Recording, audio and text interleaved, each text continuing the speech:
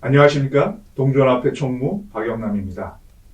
코로나19로 인하여 모두가 어려운 이때에 교회를 위하여 헌신 봉사하시는 장로님, 집사님께 진심으로 감사를 드립니다. 2021년 신축년 새해가 밝았습니다. 종합강습회와 각종 강습회를 해야 함에도 불구하고 정부의 방역 지침에 따라 비대면으로 진행할 수밖에 없는 현실이 매우 안타깝습니다. 그럼에도 불구하고 동전앞의 목회부는 정용만 목사님을 모시고 장로, 집사 강습회를 온라인으로 개최하려고 합니다. 단연간 장로, 집사 강습회를 지도해 오신 정용만 목사님을 통하여 새해에 맡겨진 새로운 직무와 그리고 앞으로 펼쳐나갈 사명에 대하여 좋은 결심의 시간이 되시기를 간절히 바랍니다. 감사합니다.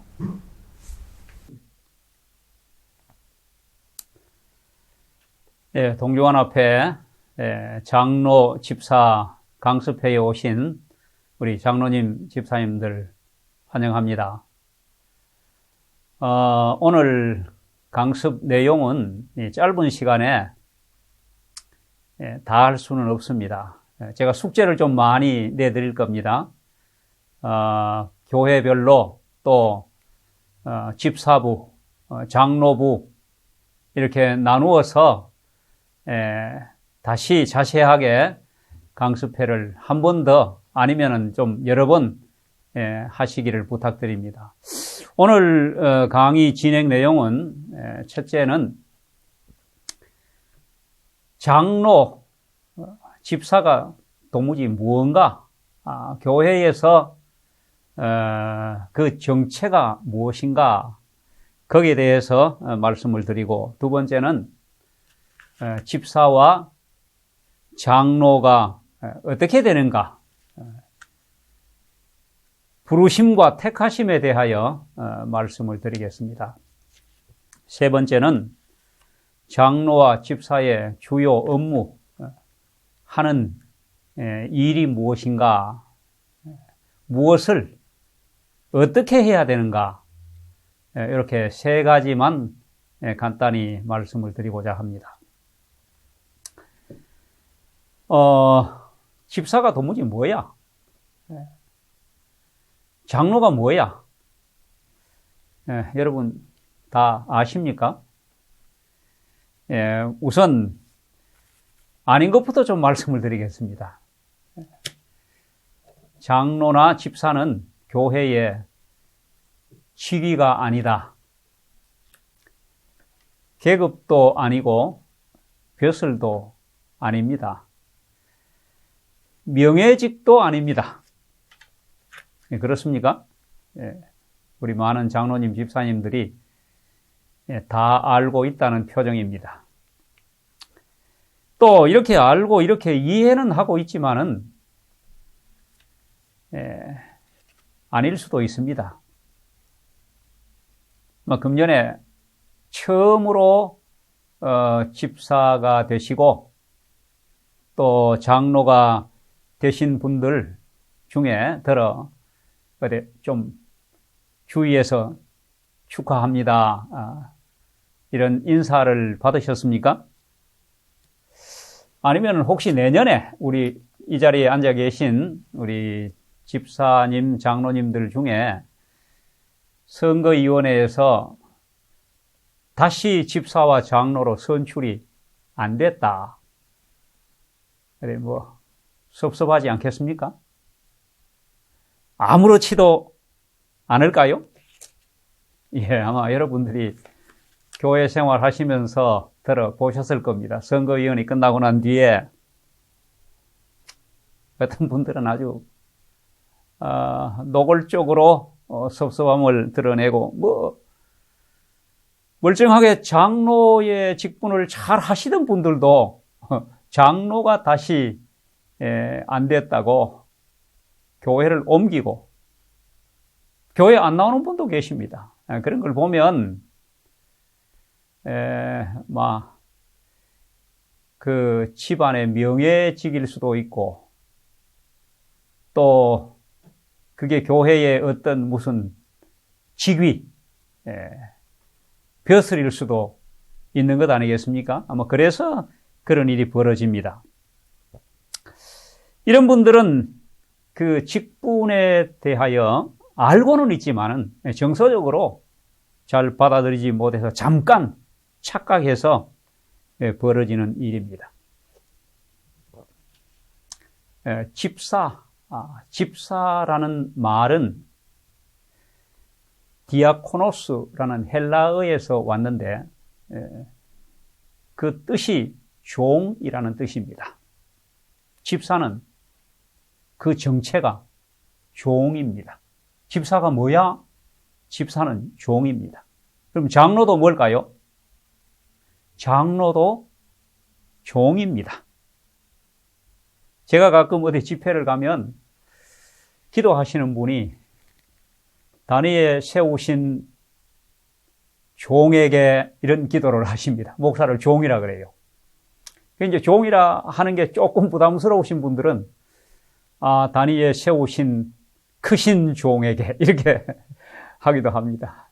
사실은 정말로 종이라고 생각하고 기도를 하시면 단위에 세우신 종놈에게 이렇게 해야 맞는 것입니다.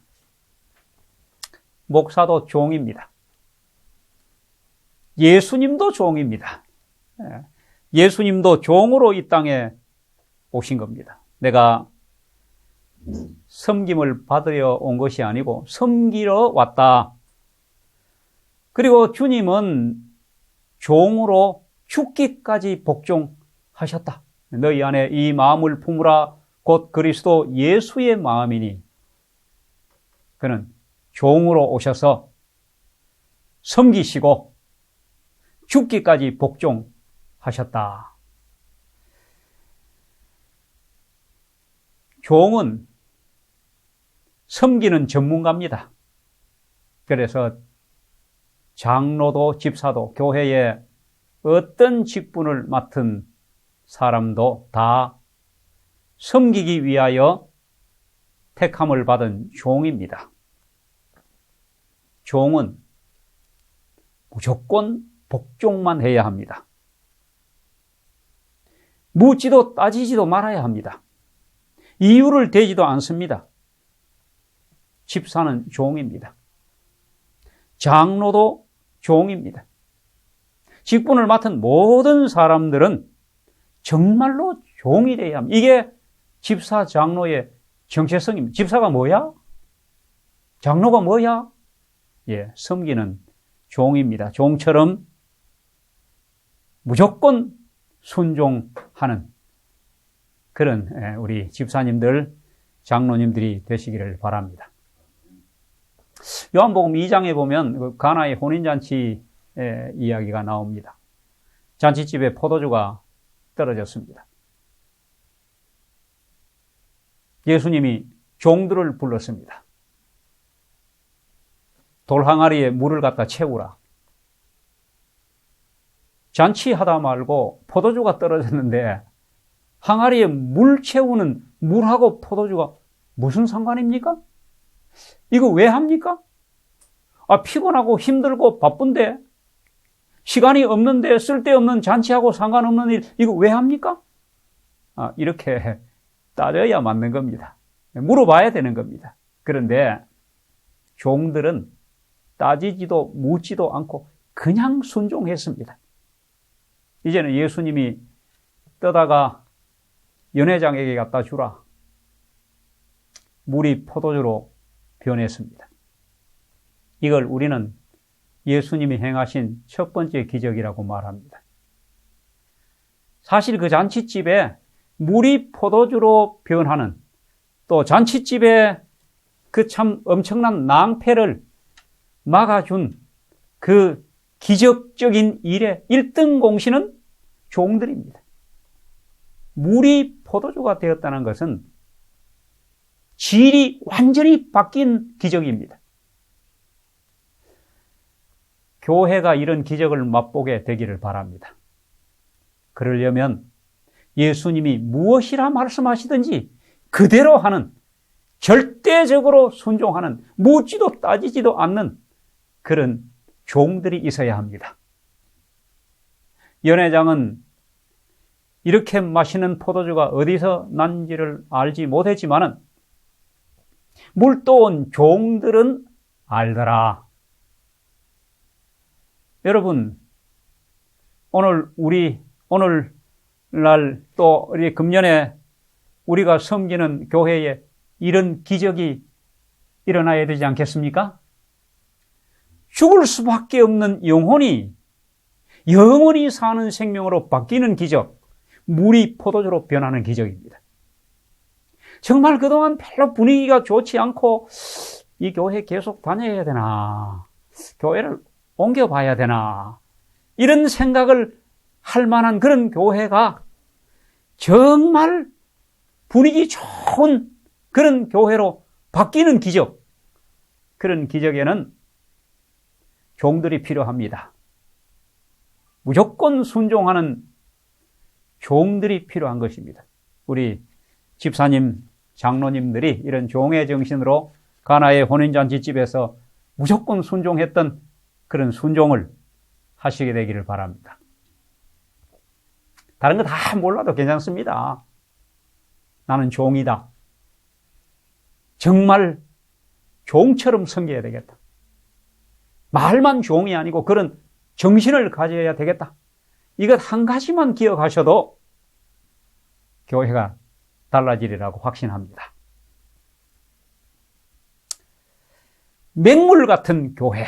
참, 정말 교회가 와도 재미도 없고, 감동도 없고, 아주 민민한 이런 맹물 같은 교회가 달콤한 포도주 같은 교회로 변화되는 일에, 이런 기적을 일으키는 일에 여러분들이 종의 역할을 감당하시고, 이 기적이 어떻게 해서 일어났는지 연회장은 알지 못하지만은 물도온 종들은 알더라. 얼마나 큰 특권입니까? 나는 종이다. 무조건 순종하는 종이다. 종은요, 자유가 없습니다. 종은 내가 이거 뭐 하고 싶은 거 하고 하기 싫은 거 안 한다. 선택권도 없습니다. 종은 소유권도 없습니다. 내게 없는 거예요. 뭐 아파서, 나는 건강이 안 좋아서, 시간이 없어서, 난 재주가 없어서, 할 마음이 없어서 안 하겠다, 못 하겠다, 왜 나만 시키느냐. 여러분, 종 아닙니다. 정말로 무조건 순종하는 종이 되기를 바랍니다. 가끔 내가 지난 안식일에도 식사도 한 번 하고 저지난 안식일에도 식사도 한 번 했는데 다음 안식일에 또 하라고? 아니 무슨 뭐 동네 북이냐? 나만 자꾸 시키게? 내가 만만하냐? 이렇게 불평하는 우리 여집사님들도 있습니다. 종이면 10번 시켜도 예. 대답 딱 2가지만 하셔야 됩니다. 뭐 시키면, 뭐 부탁을 하면 예 하시든지 아멘 하시든지 그렇게 하시면 됩니다. 이게 종입니다. 오늘 금년에 처음으로 집사가 되신 분들, 또 장로가 되신 분들, 또 재직으로 부름을 받은 우리 모든 재직들, 진짜 종으로, 종의 정신으로 무조건 순종하여 교회의 기적을 이루게 되기를 바랍니다. 자, 집사가 뭐 저래? 저 장로 맞아? 이 무슨 소리입니까? 정체가 불분명하다는 겁니다. 정체불명이라는 거예요. 정체성이 없는 거예요. 장로는 장로 같아야 되고, 장로다워야 되고, 집사는 집사다워야 합니다. 야, 정말 저런 집사님만 우리 교회에 계신다면 정말 집사라고, 이 사람은 진짜 장로라고, 이런 이야기를 들어야 합니다. 우리 집사님, 장로님들 다 그렇게 되기를 바랍니다. 그렇게 되려면 첫째는 알아야 합니다. 우리가 속된 말에 알아야 면장을 한다 그러잖아요. 그러니까 이런 강습회도 그런 기회입니다. 집사가 뭔지, 장로가 뭔지, 교회의 직분이 뭔지를 알아야 되고, 또 뭘 알아야 됩니까? 나를 이렇게 존귀한 집사와 장로로 불러주신 하나님을 알아야 하는 겁니다. 하나님을 알지 못하면 아무것도 못합니다. 그리고 교회를 알아야 합니다. 내가 봉사할 교회, 내가 다니는 교회, 우리 교회에 대해 알아야 되고, 이 교회의 조직과 교회가 어떤 행정에 의하여 교회가 치리되는지 그걸 아셔야 합니다. 아는 대로 봉사해야 됩니다. 뿐만 아니라 내가 아는 대로 살아야 합니다. 그래야 사람들이 우리의 정체가 뭔지를 확실히 압니다.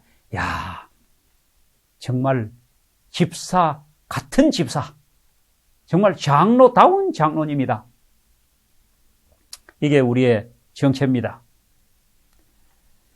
자, 이제 잘 정리가 되셨습니까? 집사가 뭐야? 장로가 뭐야? 우리가 뭐지 선거위원회 발표에 보니 내 이름이 들어있으니까 나 집사 될 모양이구나. 나 이제 장로 될 모양이구나. 그렇게만 하는 게 아닙니다. 자, 여러분은 금년에 2021년도에 어떻게 집사가 되시고 장로가 되셨습니까? 아니, 작년에 장로였기 때문에 유임되신 겁니까? 아니면 금년에 처음 되신 분들은 나 잘 모르겠어. 깜짝 놀라서나 선거위원회 발표하는데 내 장로래. 나 집사래. 요람에 보면요. 제가 지금 수박 그달기로 지금 하고 있습니다. 자세히 다 못합니다. 사실은 아주 시시콜콜 예를 들어가면서 자세히 해야 우리가 참 이 교육의 효과가 있는데 시간 관계상 그렇게 못합니다. 제가 장로 강습만 11시간, 여러분 장로 요람대로만 해도 10시간 넘게 해야 되는 겁니다. 이 엄청난 분량을 합니다. 집사 요람, 역시 집사 강습도 한 10시간 넘게 해야 합니다. 자, 그래서 다 말씀드리지 못, 요람에 보면 집사의 자격과 자질, 어떤 사람을 집사로 선출해야 되는지, 장로의 자격과 자질, 요람에 다 나와 있지만은 제가 이 시간에는 말씀드리지 않겠습니다. 왜냐하면 이미 여러분들은 집사가 되셨고 장로가 되셨지 않습니까? 지금 무슨 자격 논해봐야 필요 없습니다. 그저 집사는 집사 요람 공부를 좀 한번 하시고, 장로는 장로 요람을 정독하셔서 내가 정말 장로의 자격이 있는지 없는지, 또 집사의 자격이 있는지 없는지, 자질이 있는지 그런 걸 살펴보시고 그런 사람이 되도록 갖추는 일밖에 없습니다.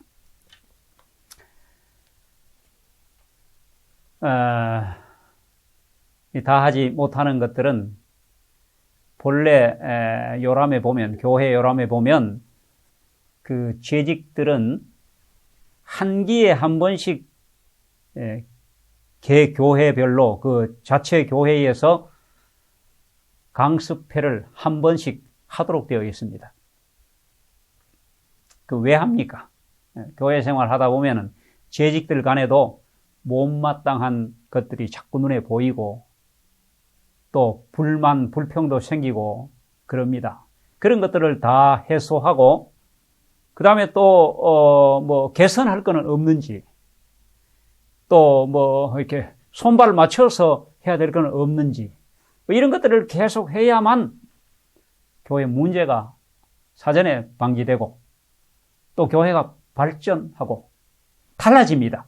이걸 안 하면 작년이나 금년이나 10년 전이나 10년 후나 교회가 뭐가 어떻게 변질되어 가는지 변화되어 가는지 도무지 아무도 모릅니다. 그러다 보면 결국은 뭐 교회 분위기가 안 좋으면 또 뭐가 마음에 안 들고 못마땅하면 뭐 슬금슬금 떠납니다. 우리는 뭐 버스 타고 가다가 2정거장만 더 가면 또 교회가 있어요. 그러니까 교회가 그냥 자꾸 이렇게 문제가 생겨서 성장, 발전이 되지 않는 겁니다. 그러므로 우리 장로님, 집사님들 계획을 잘 하셔가지고 재직 수양회, 재직 강습회를 한 기에 한 번씩 꼭 계획하십시오. 아예 사업 계획서에 넣어놓으셔야 합니다. 제가 왜 이런 말씀을 드리는가 하면 할 거는 많습니다. 정말 얼마나 우리가 배우고 확인하고 또 제대로 하는지 이런 것들을 계속 해야 합니다. 너무 많습니다. 제가 오늘 요람을 가지고 왔지 않습니까? 요람 한번 보시죠. 이게 교회 요람. 교회 요람은 교인 되신 분들은 이거 공부하셔야 합니다. 내가 다니는 교회가 어떤 교회인지 모르면 오해가 생기고, 오해가 생기면 마음이 불만이 많이 생기고 그러면 믿음이 없어지는 겁니다. 그 다음에 장로요람. 장로님들은 이 장로요람을 공부하셔야 합니다.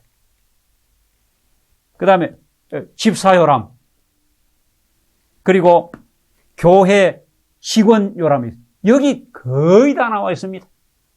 갖고 안실학교, 성교부, 교회 서기, 교회 재무, 그 다음에 청년선교회, 가정봉사부 뭐 다 나옵니다. 근데 선출만 됐지 그 부서가 뭘 하는지를 모르면 안 되지 않습니까? 그 다음에 이제 물론 목사는 목사요람입니다. 자, 이 요람 봐도 엄청나게 두께가 있지 않습니까? 이걸 언제 다 하겠습니까? 아무 데서도 이거 공부하는 데도 없고 가르쳐 주지도 않습니다. 이걸 어디서 해야 되는가? 집사 수양회, 장로 수양회를 교회별로 하시고 그 다음에 또 한 번씩 모이는 장로회, 집사회 하지 않습니까?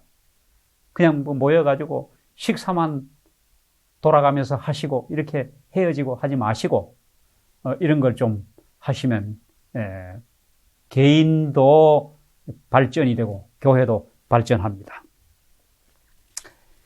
자, 여러분 이제 참 어떻게 집사되고 장로 되셨는지 그 선거위원회에서 선출돼서 됐다. 근데 이제 한 가지 분명한 것은요. 어떤 장로님도 어떤 집사님도 나 장로 한번 해봐야 되겠다. 나 집사 되고 싶어. 선거위원 붙잡고 이번에 들어가가지고 나 좀 집사 좀 뽑아줘. 이렇게 해서 되신 분 아무도 없습니다. 반대로 난 정말 하기 싫은데 난 부담스러운데 나 시간도 안 되는데 힘든데 나 정말 집사 안 하고 싶어. 그런 분들 중에 집사가 덜컥 되신 분들도 있습니다. 다시 말해서 교회의 재직은 그게 안실학교 교장이든지 누구든 뭐이든지 간에 집사님이든지 장로님이든지 자기 의사하고 전혀 상관없이 장로가 되고 집사가 되었다는 겁니다. 무엇입니까? 장로와 집사는 첫째, 하나님이 불러서 된 겁니다. 이걸 소명감이라 그래요. 내가 어떻게 장로되고 어떻게 집사 되었는가? 선거위원회가 아니면 내가 될 줄 알았어. 이렇게 생각하지 마시고 하나님이 나를 귀히 여기사 이 존귀한 직분을 주셨다. 하나님이 나를 부르셨다. 대단히 중요한 것입니다. 우리가 받은 이 집사 장로라는 이 호칭과 이 직분은요, 그냥 교회 올 때만, 교회 와서 자기 당번 때만, 자기 순서 배정 때만 이렇게 하는 그런 부서가 아니라, 얼마나 명예롭고 존귀한 부서인지 모릅니다. 그걸 아셔야 합니다. 여러분들 집에 혹시 무슨 사람이 준 임명장, 위임장 뭐 이런 거 들어 있으십니까? 제가 어떤 집에 갔더니 대통령 뭐 김영삼 이렇게 해가지고 뭐 위촉장 뭐 이런 거 이제 걸어놨더라고요.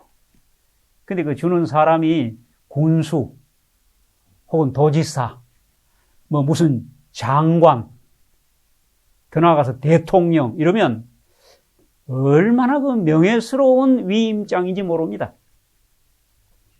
집안에 제일 중요한 곳에 이렇게 딱 걸어놓고 아주 자랑스럽게 여깁니다. 근데 여러분들이 교회에서 받은 그 집사, 장로, 신임장 다 있으시죠? 제가 볼 때는 그 뭐 자세히는 저도 잘 뭐 기억이 안 납니다만은 그 신임장을 주는 분은 그 교회 담임 목사 이름입니까? 그 자세히 보시면요. 아주 믿음의 눈으로 보시면 그 신임장을 주신 분이 하나님이십니다. 여호와하고 사인이 되어 있는지도 모릅니다. 우리가 집사와 장로가 된 것은 하나님의 부르심에 의해 된 것입니다. 두 번째는 교회의 택하심에 의하여 된 것입니다.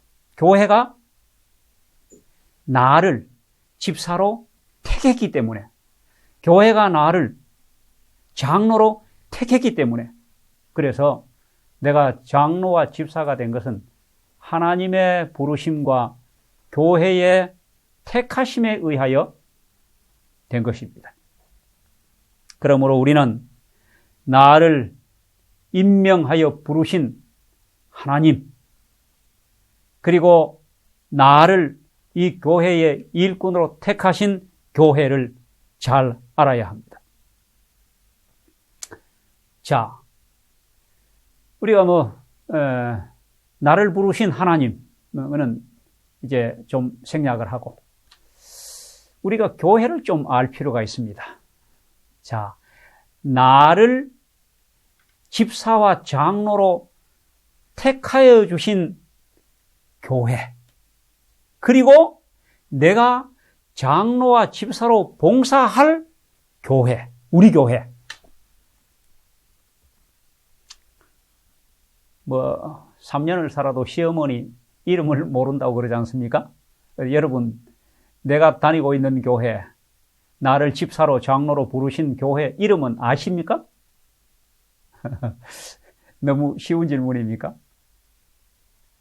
예, 제가 이런 말씀을 드리는 것은 우리 장로님 중에도 이름은 알지만은 자꾸 다른 이름을 지으려고 하는 분들이 있기 때문입니다. 우리 교회 이름은요, 하나님이 지어주신 이름이라고 믿어야 합니다. 제7일 안식일 예수 재림교회, 이게 우리 교회 이름입니다. 다른 이름 없습니다. 제7일 안식일 예수 재림교회가 어느 동네에 있기 때문에 그 동네 이름을 뒤에 붙이는 거예요. 그 지명 이름을 붙이는 거예요. 근데 요즘 행정위원회에 교회 이름 이렇게 바꾸겠다고 행정위원회 교회 이름 바꾸는 안건이 올라온다는 것은 참 이게 아주 정말 아이러니컬한 일입니다, 이게. 이름이 있는데 뭘 또 이름을 행정위원회에 앉아서 그거 이름 바꿔주는 행정위원들도 참 어찌 보면은 생각이 없어요. 제일교회 한다고 제일이 됩니까? 중앙교회 한다고 중앙이 됩니까? 그 중앙 제일, 그게 제7일 안식일, 예수 재림이라는 그 의미보다 더 훌륭합니까? 아닙니다. 우리 재직들 정도 되시면 집사 장로님들은 우리 교회 이름에 자부심을 가져야 됩니다. 거기 우리 교회의 정체성이 들었고, 거기 우리 교회가 제7일 안식일, 창세기 나오는 거 아닙니까? 예수 재림, 요한계시록이 처음과 끝입니다. 여기 우리의 사명이 들어있는데 그 이름은 분명히 아셔야 합니다. 아주 중요합니다. 그리고 우리 교회의 행정을 아셔야 합니다. 우리가 다 하나님의 부르심에 의하여 되었다.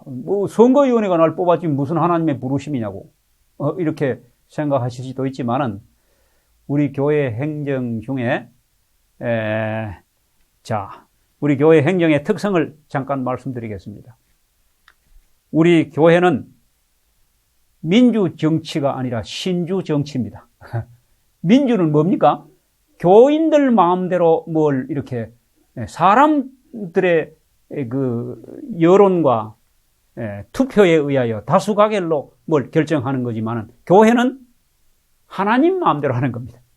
신주 정치. 하나님은 독재입니다. 독재. 이걸 우리 재직들이 아셔야 합니다. 다시 말해서 하나님이 대의제라는 그 제도를 우리 교회에 주셔서 그 대표들이 결정했는데도 나 동의할 수 없다. 나 따를 수 없다. 그렇게 하면 잘못된 거다.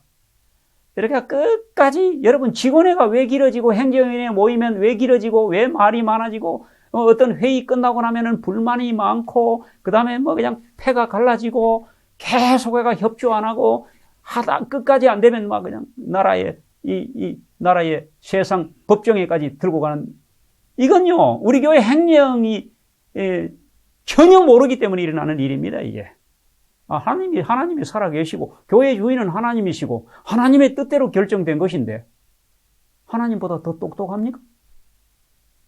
네. 근데 하나님보다 교회를 더 사랑하십니까? 아니요.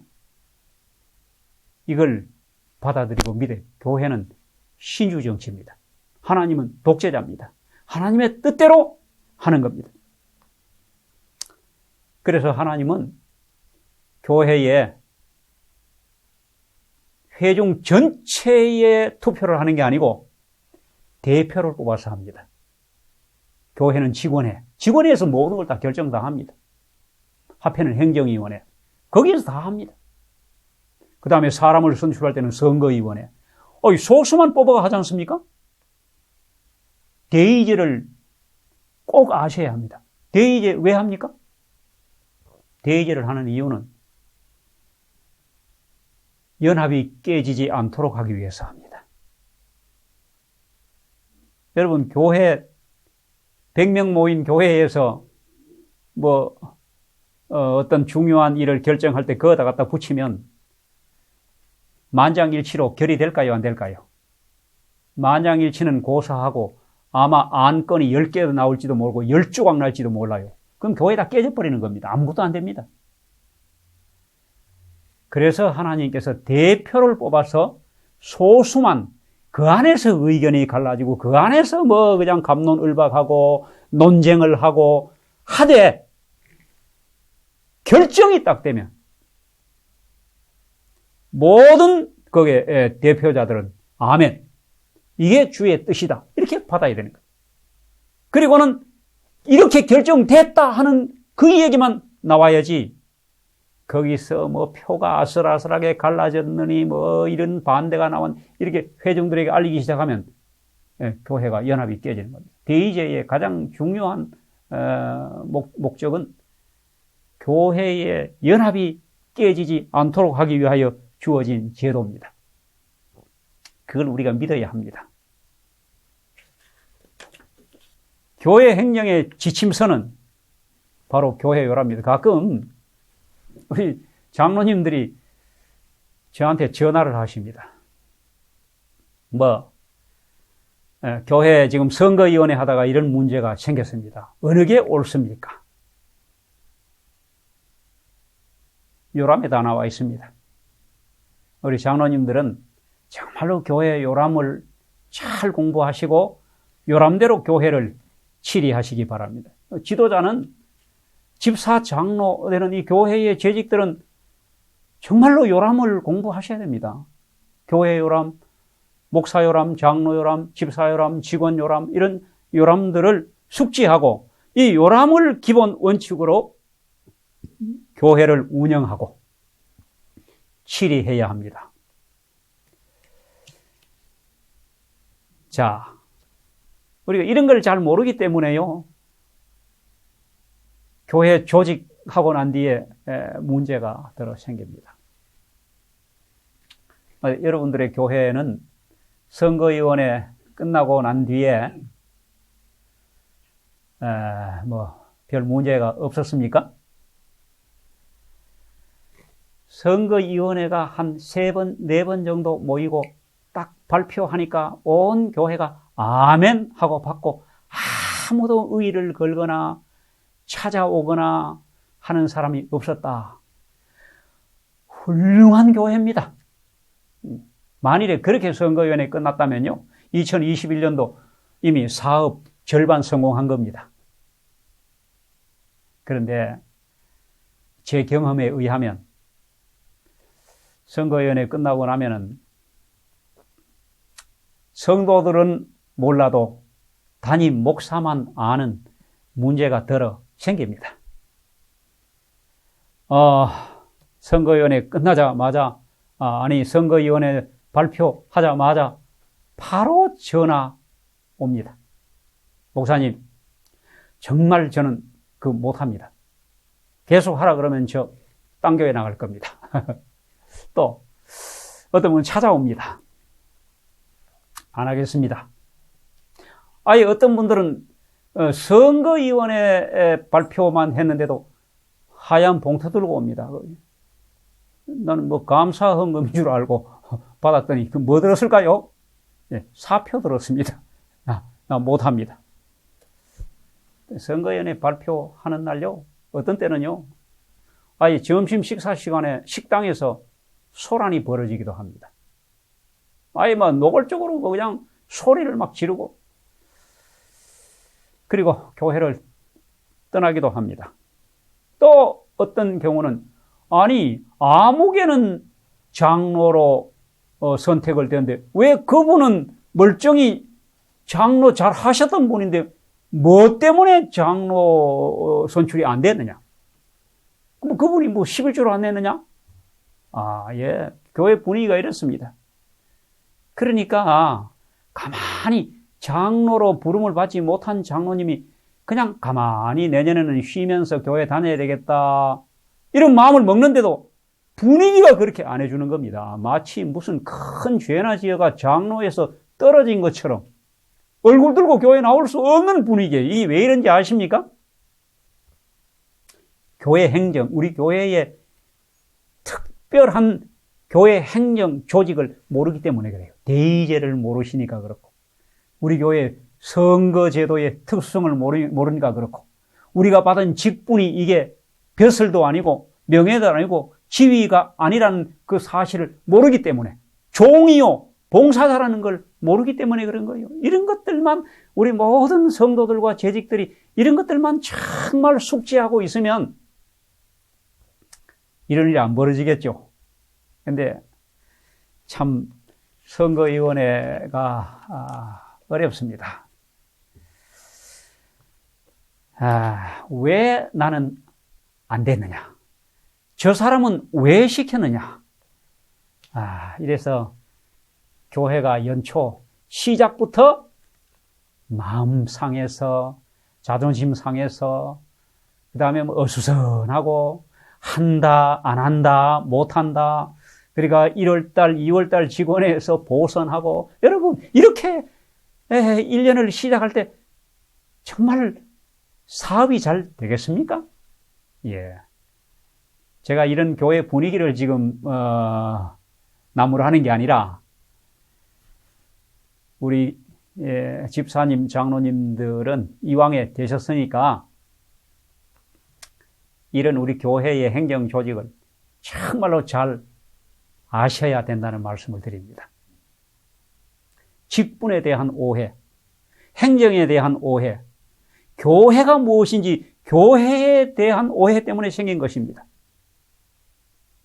자, 뭐 이왕 이야기가 나왔으니까 이렇게 이제 선거위원회 끝나고 이런 분위기 가운데서 이렇게 마음 상한 사람들하고 막 그것도 수습하고 또 달래고 이렇게 이제 또 뭐 2월 달이 됐는데도 뭐 어느 부서가 장이 나 못한다 사표 갖다 내고 이렇게 하다 뭐 3월 달 되지 않습니까?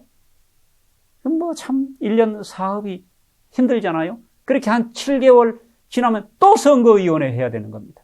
자, 이게 우리 교회 발전 저해 요인 가운데 하나입니다. 자, 그래서 어떤 교회들은요, 막 선거위원회 좀 안 하면 좋겠다 이거 2년짜리 하지 않습니까? 어떤 교회는 아예 그냥 그 복잡하고 시끄러우니까 직원회에서 그냥 막 이거만 다 금년에 우리 교회 다 유임하고 말자. 어떻습니까? 그게 궁여지책입니다. 선거위원회 하니까 하도 교회가 이렇게 벌집 건드려 놓은 것 같으니까 그렇습니다. 자, 두 번째는요. 이것만 이런 게 아니고 연초되면 또 하나 있잖아요. 목회자 인사이동. 우리 목사님 가실지 더 계실지 지금 4년 되는데 어쩌면 가실 것 같고 어쩌면 안 가실 것 같고 우리 목사님 가시면 안 된다. 뭐 덜컥 가시네. 교회가 완전히 그냥 뭐 부모 이런 자식 때 고아돼 버려. 또 이제 뭐 새로 오는 목사님 모시고 내년에는 새 출발 해야겠다. 우리 장로님들이 이렇게 마음을 딱 먹고 있는데 인사이동이 안 됐네. 그게 뭐 하시랍니까? 사업 안 됩니다. 그래서 목회자 인사이동도 우리 교회 발전 저해 요인 중에 큰 겁니다. 참 다른 나라에는 없는 우리 2월달 첫 번째 정기 행정위원회가 이름하여 뭡니까? 인사이동 행정위원회라고 이름이 붙어 있는 겁니다. 어쨌든 이것도 숙제입니다.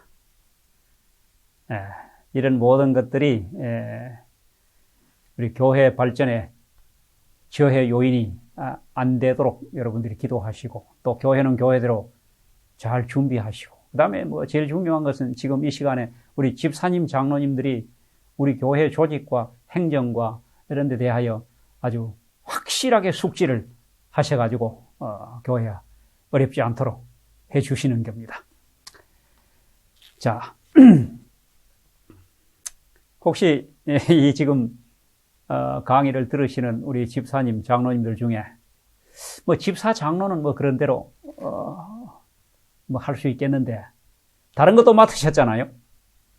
보통 뭐 재무도 맡을 수도 있고 안실학교 교장을 맡을 수도 있고 선교회장 맡을 수도 있고 도로가 회장 또 아니면 여자 집사님들 중에 제일 힘들어하는 여자 수석 집사. 나 이거는 못한다. 이제 지금 말씀드린 이런 부서의 하나님의 부르심을 거절하고 사표 들고 옵니다. 한 번은 어떤 집사님이 사표를 가지고 왔습니다. 이 뭡니까? 그랬더니 목사님 정말 못합니다. 아시다시피 제가 디스크가 아주 심해져가지고 요즘 병원에 다니고 식사당번 한번 하고 나면 한 열흘씩 지금 앓습니다. 정말 못합니다. 목사에게 사표를 가져옵니다. 그럼 제가 그 직원에 갖다 내고 보선을 해야 될까요? 그래서 제가 그렇게 얘기했습니다. 집사님, 하나님이 불러주셨는데 목사가 사표 받을 자격은 없습니다. 저는 못 받습니다. 그래도 목사님이 직원에 좀 내주십시오. 제가 이랬어요. 월급 받고 하는 것도 아니고 이 직분은 봉사직입니다. 봉사라는 것은 안 해버리면 됩니다. 집사님 직분 그냥 가지고 계시고 힘들면 하지 마세요. 안 해버리면 됩니다. 괜히 교회 행정 복잡하게 하시지 말고 그냥 안 해버리십시오. 아이고 그래도 부담스러워가지고 안 된다는 겁니다. 그 다음에 제가 그랬어요. 집사님 디스크 있는 거 집사님도 아시고 담임 목사도 알고 하나님 모르실까요? 여러분 하나님 모르실까요? 아실까요? 다 아십니다. 하나님이 아시고도 집사로 부르실 때는 하나님 무슨 대책이 있지 않겠습니까? 예. 대책이 있으십니다. 그러니까 알고도 부르신 하나님 믿고 금년 봉사하십시오. 그러면 혹시 아십니까? 하나님이 디스크 바로 낫게 해주실지, 아니면 수술 잘 받게 해주실지, 아니면 그것도 아니면 아마 하나님께서 집사님의 그 마음과 봉사를 받으시고 복을 주실 겁니다. 믿음의 복을 주시든지, 사업의 복을 주시든지, 건강의 복을 주시든지, 아니면 자녀들에게 복을 주시든지. 하나님 사업하는데 공짜는 없습니다. 하나님 절대로 공짜로 시키지 않습니다. 여러분 어디 집사님, 장로님들 믿으십니까? 아멘 하십시오. 나를 이렇게 내가 부족하고 자격도 없고 아는 것도 없고 그런데도 나를 이렇게 집사와 장로로 불러주셨고, 다 알고 부르신, 내 건강이 안 좋은 것도 아시고, 형편이 안 되는 것도 아시고, 시간이 없는 것도 아시고. 자, 있는 것만 하나님이 받으실 겁니다. 마음만 하나님께 드리고 열심히 봉사하시길 바랍니다. 이제 이 말씀을 들으시고 나 이 사표 갖다 내야 되겠다, 이런 분들 다 마음을 돌리시기 바랍니다. 이제 장로와 집사가 교회에서 하는 업무가 무엇인가, 무슨 일을 하느냐, 무엇을 그리고 어떻게 해야 되는가에 대하여 말씀을 드리겠습니다. 이 말씀에 들어가기 전에 먼저 이 사도행적이라는 책, 사도행적 제1장 이는 제목이 교회에 대한 하나님의 목적, 이런 제목입니다. 교회에 대한 하나님의 목적. 첫 줄에 교회는 사람을 구원하기 위하여 하나님께서 세우신 기관이다. 교회가 이 땅에 존재하는 이유는 딱 한 가지입니다. 교회 안에 있는 사람이든지 교회 밖에 있는 사람이든지 사람을 구원하기 위하여 세워진 기관입니다. 교회는 봉사를 위하여 조직되었고, 우리가 선거위원회 한다는 이 말은 해마다 교회를 조직한다는 말입니다. 뭔가 이렇게 조직을 해야 질서도 잡히고 또 사업도 효과적이고 능률적으로 할 수 있기 때문입니다. 그 조직에 의해서 우리 여러분들이 집사도 되고 장로도 되신 겁니다. 조직원들입니다. 그래서 재직 강습회, 조직 강습회입니다. 그 다음에 계속해서 보면 교회는 봉사를 위하여 조직되었으므로 그 사명은 온 세상에 복음을 전하는 것이다. 자, 조직원들로서 장로와 집사가 되신 여러분들이 하는 주요 업무가 뭡니까? 온 세상에 복음을 전하는 것입니다. 영혼을 구원하는 것입니다. 우리가 교회 사업계획서에 각 부가 사업계획을 세우고 예산을 세워서 1년 내내 뭘 하지 않습니까?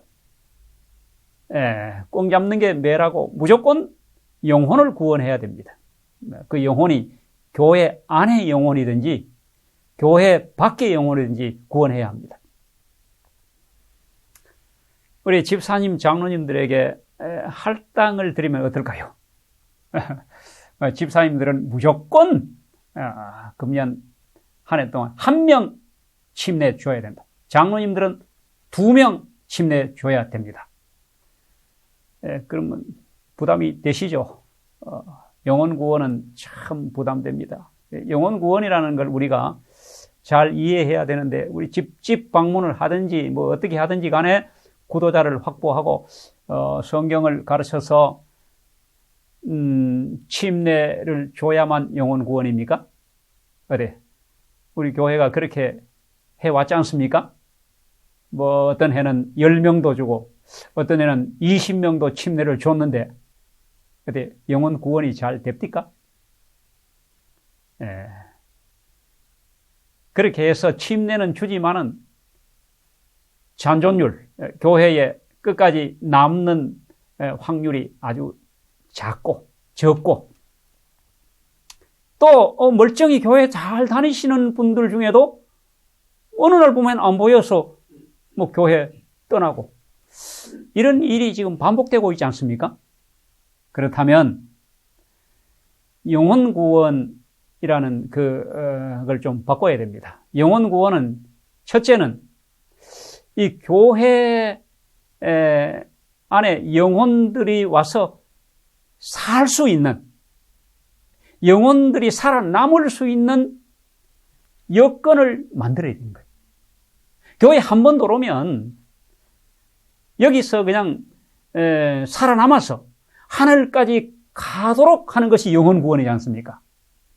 침례만 몇 명 줬다. 이게 뭐 침례 받는 것만 영혼 구원이 아닙니다. 자, 그래서 제일 중요한 영혼 구원은 영혼을 감당할 수 있는 교회를 만드는 겁니다. 그게 바로 우리 집사님들과 장로님들이 하셔야 할 대단히 중요한 업무입니다. 자, 이렇게 하려면 우리 장로 집사님들이 정말 솔선수범하고 모범을 보여야 합니다. 제일 영향력 있고 확실한 전도는 보여주는 겁니다. 그래서 제가 자주 하는 말 중에 새신자를 데리고 우리 교회에 오셔가지고 그 새신자에게 교회에 오셔가지고 아무리 봐도 잘 안 보이는 하나님 보려고 하지 말고 사람 보고 교회 다니라. 어떻습니까? 그렇게 말씀하실 수 있습니까? 아니면 비겁하게 자신이 없어가지고 교회 다니는 사람도 똑같으니까 사람 보고 다니지 말고 누구 보고 다니라고? 하나님 보고 다니라고. 이렇게 말하지는 않습니까? 예. 이제부터는 우리 장로님, 집사님들이 봉사하고 있는 교회에 오시는 새로운 영혼들을 보고 그렇게 말씀하지 마시고 사람 보고 교회 다니라. 사람 보고 교회 다니라. 이렇게 말할 자신 있는 그런 교회로 만드시기를 바랍니다. 어떻습니까? 그보다 더 확실한 영혼 구원은 없죠. 뭐 정말 그렇게 자신 있게 말할 수 있다면 아마 많은 사람들이 내 친구도 데려오고 싶고 우리 형님도 데려오고 싶고 우리 어머니도 데려오고 싶고 이래야 전도가 되는 것이지. 나도 여기 지금 마음이 안 들어가지고 이런 분위기 가운데서 힘들게 신앙생활을 하는데 전도 안 됩니다. 자, 오늘 재직 수양의 이 집사 장로 강습회를 하시는데 뭐 지금 아직 이 비대면으로 예배 드리는 가운데 이제 이 강의를 여러분들이 들으실 때 이제 이게 다 끝나서 교회당에 다 우리 집사 장로님들이 모여서 이 강의를 들으실지 아니면은 소그룹으로 들으실지 모르지만은 만약에 모여서 들으신다면 한번 둘러보십시오. 지금 우리 교회 장로가 몇 분이고 집사가 몇 명인데 몇 명 앉아서 지금 듣고 계시는지 한번 세보십시오. 지금 몇 % 참석하셨는지. 이게 우리 교회의 힘입니다. 우리 교회의 맨 얼굴입니다. 제가 재직 수양회를 지역교회에 갑니다. 안식일 날 예배 끝나고 점심 식사 후에 주로 하는데 집사님, 장로님들은 아주 핵심 재직들이지 않습니까? 주인들이에요. 근데 오후에 안 오시는 겁니다. 담임 목사가 그냥 어쩔 줄 몰라요. 미안해서. 안 오시는 겁니다. 오전에는 예배드리러 오셨는데 아니 재직 수양회에 장로가 안 오시고 집사가 안 오시면 뭐 그럼 끝입니다. 아니, 재직이 이 모양이면 그럼 뭘 할 수 있겠어요? 아무것도 못해요. 자, 제가 이런 말씀을 드리는 것은 뭐 교회가 다 그렇다는 건 아니고 우리 재직들은 장로님, 집사님들은 오셔야 합니다. 장로회, 장로 빠지면 안 됩니다. 한 분도 빠지면 안 됩니다. 직원회, 절대로 결석하면 안 됩니다. 직원회 결석하시려면, 어찌 보면 참 장로직을 내려놓으셔야 될지도 몰라요. 얼마나 중요한 집회입니까? 그리고 장로님, 집사님, 집사회, 무슨, 당번 빠지면 안 됩니다.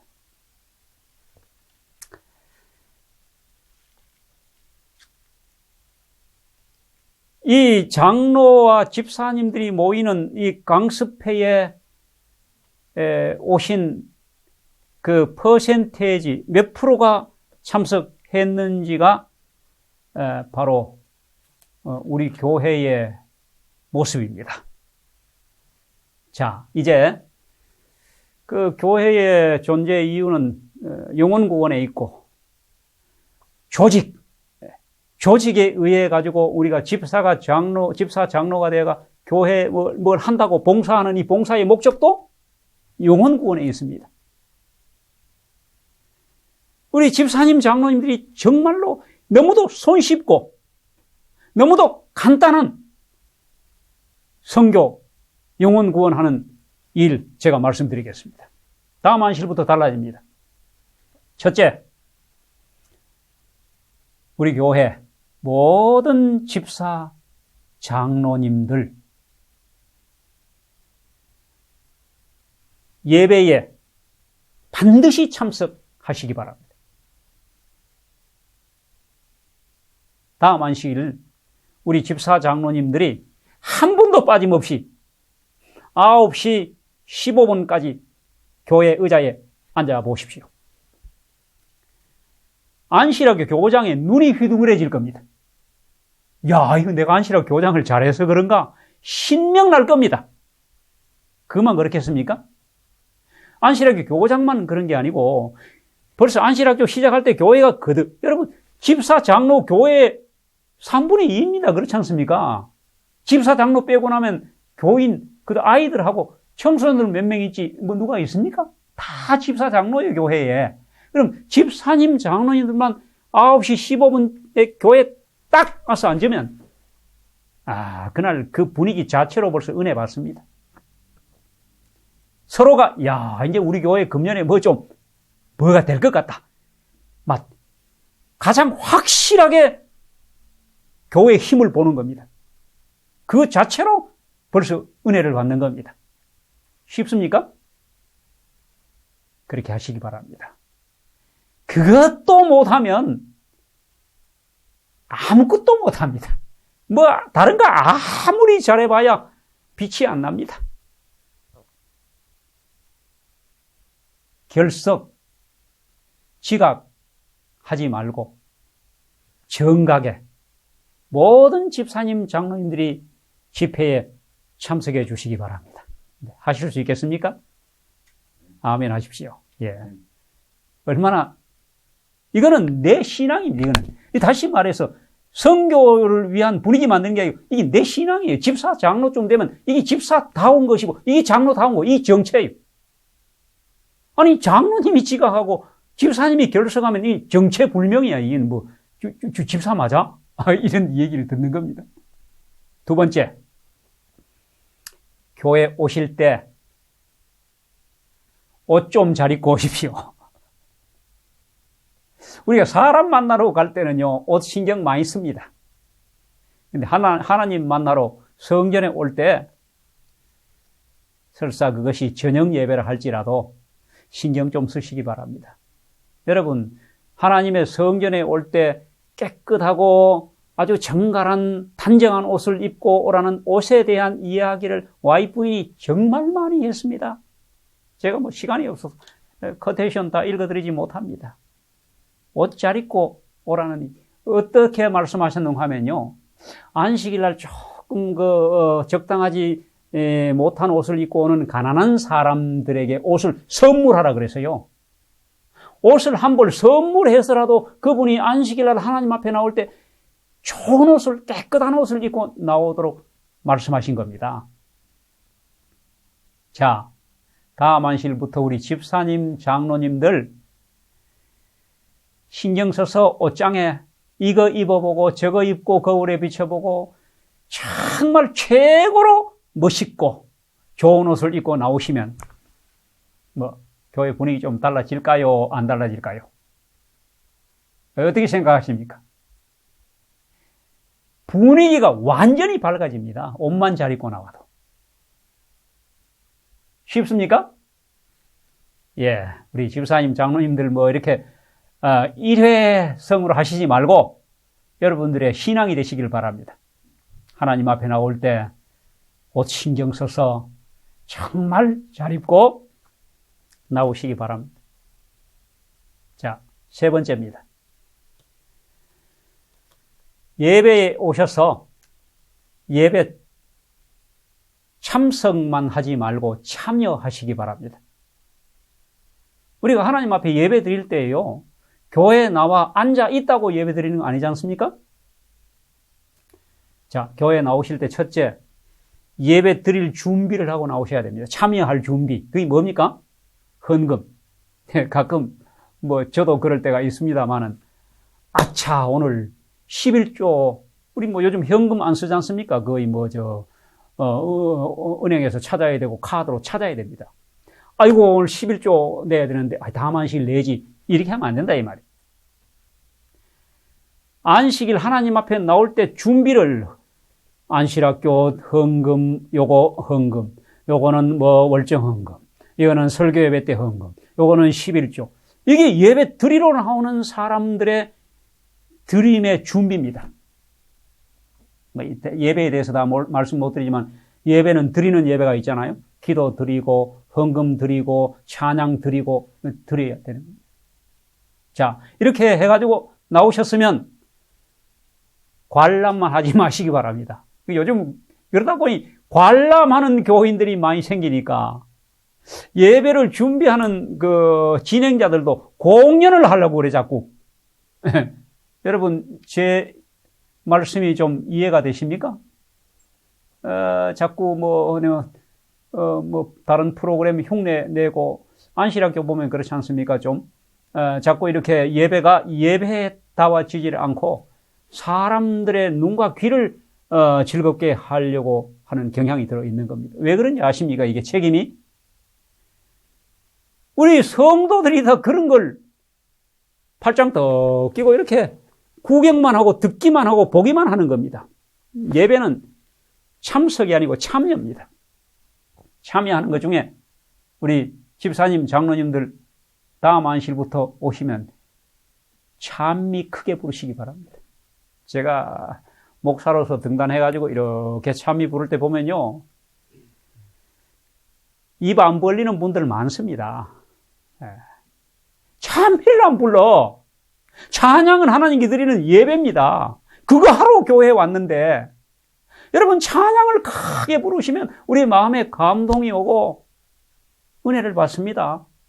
정말 하나님의 성호를 찬양하시기 바랍니다. 찬미 크게 부르기. 한 사람도 빠짐없이 다 부르기. 집사님, 장로님들만 연합해서 하시면 그 소리에 은혜 받습니다.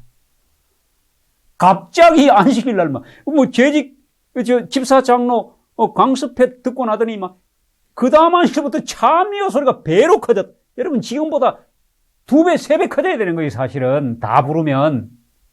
제 말, 틀린 말입니까? 예. 찬미 크게 부르시고, 찬미에 다 참여하시기를 바랍니다. 이것만 해도 교회가 달라집니다. 그 다음에 참여하는 것 중에 아멘 좀 하십시오. 아멘. 우리 교회 정말 아멘에 인색합니다. 뭐 아멘에 세금 붙는지 왜 아멘을 안 하신지 모르겠어. 목사가요, 한참 설교하는데 아멘 소리가 너무 없으면 이거 뭐 내가 설교 잘못하고 있나? 설교 점점 못합니다.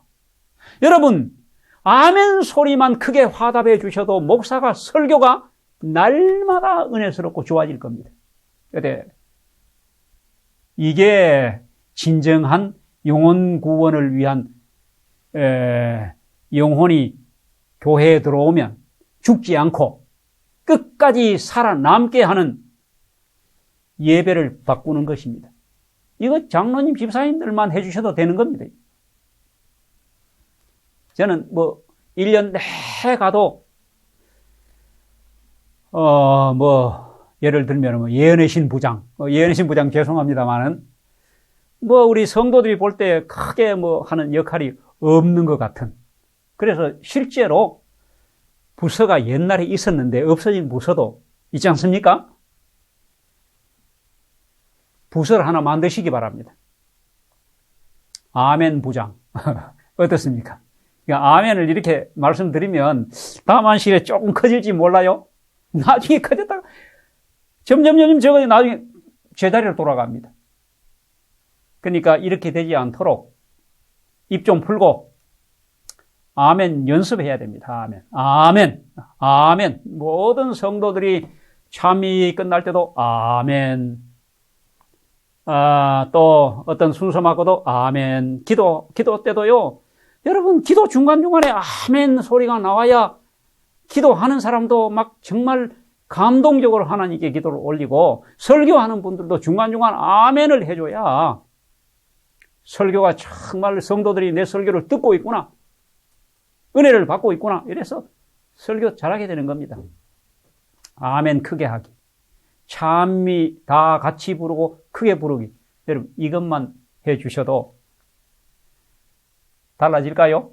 여러분, 우리가 사업이라는 게 주요 업무라는 게 대단한 것 아닙니다. 그 외에 무슨 식사당번, 이게 다 중요하지만은 정말로 교회를 바꾸는 건 그 다음 안식일에 반찬 좀 몇 가지 더 했다고 맛있게 먹기는 하지만은 그거 가지고 달라지는 거 아닙니다. 그러니까 우리 집사님, 장로님들이 주요 업무입니다, 이거. 예배를 바꾸는 거예요. 교회 분위기를 바꾸는 겁니다. 그럼 네 번째. 우리 장로님, 집사님들은 교회에 오셔가지고 만나는 사람마다 붙잡고, 안부 묻고, 인사하기. 어때요? 아니, 우리 다 사람마다 달라서 내성적인 사람은 침투전도 가정방문 못합니다. 그런데 아는 사람은 할 수 있잖아요. 우리가 아는 사람. 교회에 오는 사람, 그 사람도 우리가 구원해야 될 영혼이에요. 겉으로는 멀쩡하지만은 그 사람이 지금 정말로 외롭고 힘들고 격려와 위로가 필요한 사람인지도 모릅니다. 그러니까 우리 집사님, 장로님들은 교회에 오시면 그냥 만나는 사람마다 붙잡고 안부 묻고 그 다음에 인사하고 이것만 잘하셔도 그분이 그 장로님 때문에 교회에 오셔가지고 목사님의 설교는 뭔지 몰라도 자기를 그렇게 관심 가져주고 안부 묻고 인사하고 하는 그 장로님, 그 집사님에게 은혜 받고 가는 겁니다. 자, 어려운 거 아니죠? 그것도 나는 못할 것 같다. 이런 분 아무도 안 계시죠? 예. 이것만 잘해주셔도 다음 안식일부터 우리 교회 바로 달라집니다. 큰 것 아닙니다. 그래. 할 수 있으시겠죠?